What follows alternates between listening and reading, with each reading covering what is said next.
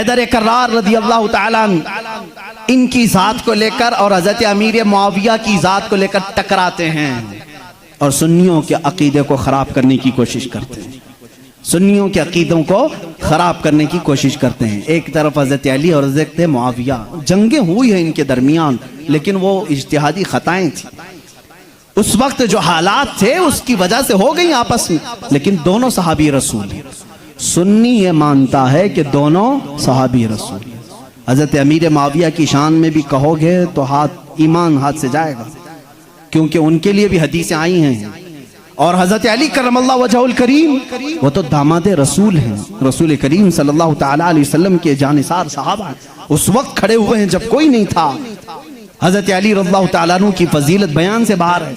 इनकी शान में एक जुमला भी नहीं कह सकते, उनकी शान में भी नहीं। जो उनके साथ मामलात हुए, मुझे हैरत होती है, गली नुक्कड़ में घूमने वाला नौजवान व्हाट्सएप में, फेसबुक में मुनाजरे कर रहा है, मुआविया बागी थे, अली हक पर थे।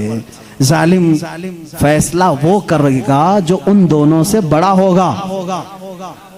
बात सही है? हज़रत अमीर मुआविया हो, हज़रत अली करमल्लाहु वजहुल करीम हो, इन दोनों का अगर फैसला आए तो कौन फैसला करेगा? जो इन दोनों से बड़ा होगा, वो मोहम्मदुर रसूलुल्लाह की ज़ात है, मेरे आका सल्लल्लाहु अलैहि वसल्लम की ज़ात है और अल्लाह रब्बुल इज़्ज़त है। उन दोनों के अगर आपसी कुछ मामला थे भी, तो तू कौन सा चूहा है जो उनके बारे में अपनी राय देता है? हाँ, बाज वो हैं खारजी किसे कहते हैं, जो हज़रत अली की शान में बकवास करते हैं। ये जालिम यजीदी हैं, आज भी हैं उनकी औलाद में कुछ लोग। औलाद का मतलब उनके जानशीं हैं, उस अलम को उठाए हुए हैं जो यजीद उठाया हुआ था, वो हज़रत अली के खिलाफ भौंकते हैं। कुछ हैं जो हज़रत अमीर मुआविया की शान में भौंकते हैं, ये शिया हैं, वो खारजी। लेकिन अल्हम्दुलिल्लाह अल्लाह का बड़ा एहसान है, इन दोनों की नापाकियों से हमें बचाकर मौला ने दोनों की मोहब्बत में हमें अता किया। अहले सुन्नत व जमात वो हैं जो मुआविया की शान को भी समझते हैं और हैदर कर्रार की शान को भी समझते हैं। हम इन झगड़ों में क्यों पड़े? क़यामत के दिन हमारी नमाजों के बारे में हमसे पूछा जाएगा, जंगे जमल जंगे सिफ़्फ़ीन के बारे में नहीं पूछा जाएगा। बताओ, कहीं किसी किताब में लिखा गया है क़यामत के दिन अल्लाह तुमसे उठाएगा और पूछेगा अली और मुआविया के दरमियान जंगे जमल क्यों हुई थी, जंगे सिफ़्फ़ीन क्यों हुई थी? तुमसे पूछा जाएगा, मुझसे पूछा जाए, उनका मामला है, अल्लाह उनसे पूछेगा। मियां तू डर, तुझे तेरी नमाज के बारे में पूछा जाएगा, तुझे तेरे अमल के बारे में पूछा जाएगा। अपना सब कुछ भूल करके वो सहाबा के बारे में जुबान दराजी कर रहा है। इसलिए बचो, ये राफिजियों के फैलाए हुए जरासीम से अपने माशरे को बचाओ। नौजवानों को भी मैं तलकीन करता हूं, जब ऐसी बहसें आए तो वहां से उठ जाना, इसलिए कि शैतान तुम्हें गारत करने जा रहा है, तुम्हें बर्बाद करने जा रहा है। ऐसे झूठे और जाली पीर भी आए हैं जो अहले बैत की मोहब्बत का राग अलापते हैं, लेकिन उनके अंदर अली की मोहब्बत उतनी नहीं, बल्कि मुआविया की दुश्मनी कूट कूट के भरी। वो सिर्फ ये चाहते हैं कि हज़रत अमीर मुआविया को काफिर साबित कर दें, बागी साबित कर दें। भोले भाले मुसलमानों को यूं बताएं, देखो यजीद उनका बेटा था, हुसैन को कत्ल किया, बेटे ने किया तो क्या हुआ? हज़रत नूह अलैहिस्सलाम का बेटा भी काफिर निकला, क्या अल्लाह के नबी को ताना दोगे? अबू जहल दुश्मन रसूल था, लेकिन बेटे इकरमा सहाबी रसूल थे। बाप की गलती बेटे को नहीं, बेटे की गलती बाप को नहीं दी जाएगी। हज़रत अमीर मुआविया उस वक्त इंतकाल कर चुके थे जब करबला के वाक़यात हुए थे, नहीं थे हज़रत अमीर मुआविया रज़ियल्लाहु ताला। तो इन बहसों में ना पड़ो। मुसलमानों से मुझे बड़ी हैरत होती है, जिनको हलाल और हराम अभी नहीं मालूम, जिनको नमाज में कितने फर्ज है वो नहीं मालूम, अरे वजू के तरीके नहीं मालूम, गुस्ल का तरीका नहीं मालूम, तयम्मुम का मसला पूछ लो तो आंखें ऊपर चली जाएं। ये मसाइल जो बेसिक हैं ये नहीं जानते। मुआविया की शान में बकवास, अली की शान में बकवास, और जंगे जमल क्यों हुई थी, जंगे सिफ़्फ़ीन क्यों हुई थी, ये बहस छेड़ के बैठे। आज इन तमाम बहसों से अपने आप को दूर कर लो। कुछ लोग वो हैं जो अभी सैयदना अबू बकर सिद्दीक और सैयदा फातिमा ज़हरा के दरमियान जो मामलात हुए उसको लेकर के पड़े हुए हैं। यहाँ पर भी मैं यही कहूँगा, ऐ सुन्नी मुसलमानों, इन इख्तिलाफी बहसों से अपने आप को दूर कर लो। सैयदना अबू बकर सिद्दीक, ये मसला मैं अब छेड़ूंगा नहीं अपने इस मजमे में।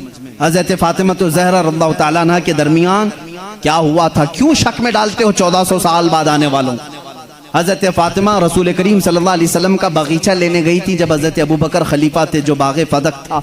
हज़रत अबू बकर सिद्दीक ने यह कहा, मैंने हुजूर से ये हदीस सुनी है कि नबी की विरासत नहीं बढ़ती, किसी भी नबी की विरासत नहीं बढ़ती, जो नबी छोड़ जाते हैं वो पूरी उम्मत के लिए सदका है। उन्होंने जो हदीस सुनी वो बयान कर दी। हज़रत फ़ातिमा रज़ियल्लाहु ताला अन्हा वापस आ गई, एक बागीचे को लेकर के दोनों के दरमियान बात हुई। शिया आप जब बयान करते हैं सुनना मत, मैं इजाजत नहीं दूंगा उनकी तकारीर सुनने की, क्योंकि भोले मुसलमान कभी भी बहक जाते, लेकिन जो मैं सुनाऊं रो रो करके बयान करते हैं लोगों के दरमियान। फातिमा ज़हरा सिद्दीक़ अकबर के पास गई, उनके चेहरे पर तमाचे मारे, उनकी चादर खींच ली, सारे कुरैश की औरतों ने उन्हें पत्थर मारे, वो रोती हुई घर में आई और इसी गम में इंतकाल कर गई।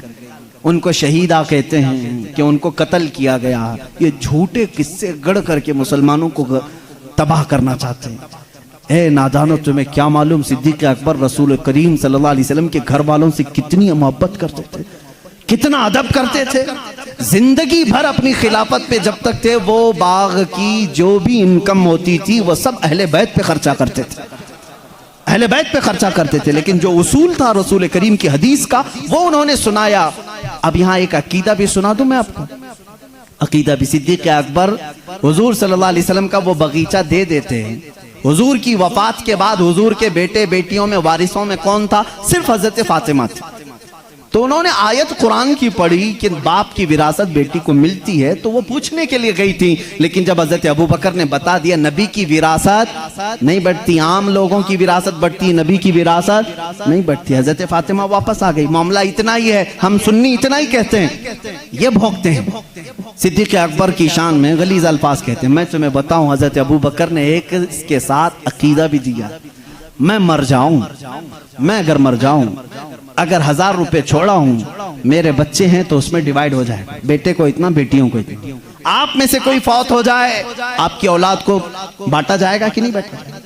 लेकिन मुझे बताओ, मैं जिंदा हूं अभी और मेरी विरासत अगर मेरे औलाद में बांटने के लिए आ जाओगे तो इसको विरासत नहीं कहते, इसको क्या कहते हैं? विरासत नहीं कहते। शरीयत कहती है विरासत मौत के बाद ही होगी। शरीयत क्या कहती है? विरासत वफात के बाद ही होगी। सिद्दीक़ अकबर ने यह हमें अकीदा दिया है, विरासत उसकी बटे जो फौत हो चुका। हम तो रसूलुल्लाह को कब्र में जिंदा तस्लीम करते हैं, वह बाहयात हैं, अपनी बरज़खी जिंदगी में उनकी विरासत नहीं बांटी जाएगी।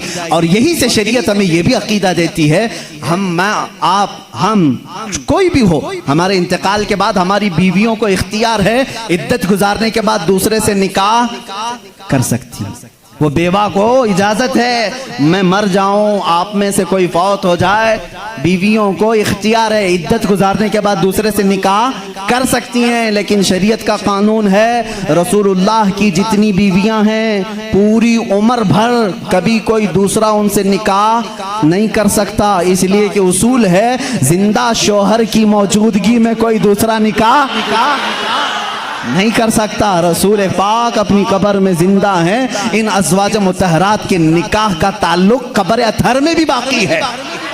इसीलिए तो हज़रत सिद्दीक़ा आयशा फरमाती हैं, जब रसूल करीम सल्लल्लाहु अलैहि वसल्लम दफन हुए हुजरे में, वो जाती थी हुजरे की सफाई करती थी। हज़रत अबू बकर का इंतकाल हुआ, उसी हुजरे में दफन हुए, वो जाती थी हुजरे की सफाई करती थी। कौन? हज़रत आयशा। और एक अकीदा मैं देता हूँ, हज़रत आयशा का हुजरा था, कमरे की चाबी उनके पास थी। हुजूर उनके क्या थे? सबको मालूम है ना, हजरत आयशा के क्या थे? शौहर थे। और हजरत अबू बकर हजरत आयशा के क्या थे? बाप थे। अब तीसरे नंबर पर हजरत उमर आए, कब्र में दफन किए। उसके बाद हजरत आयशा ने वो चाबी दूसरों के हवाले कर दी, फिर अंदर हुजरे में नहीं जाती थी, खुद नहीं जाती थी कचरा झाड़ना सफाई करने के लिए। पूछा गया क्यों नहीं जाती आप? इतने सालों तक जाती थी। कहती हैं मेरे शौहर रसूल करीम सल्लल्लाहु अलैहि वसल्लम थे, मेरे बाप अबू बकर सिद्दीक थे, दोनों मेरे लिए महरम थे, मैं उनके सामने जा सकती थी। जब से हजरत उमर दफन है, एक गैर महरम के सामने जाना हमारे लिए इजाजत नहीं। कोई उनसे पूछे, उमर तो कब्र में है, आयशा जवाब देंगी कब्र में हुआ तो क्या हुआ, उनकी जिंदगी भी जिंदों की तरह है।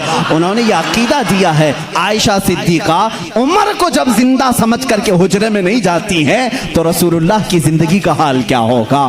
तो जिंदा है वल्लाह, तो जिंदा है वल्लाह, मेरी चश्मे आलम से छुप जाने वाले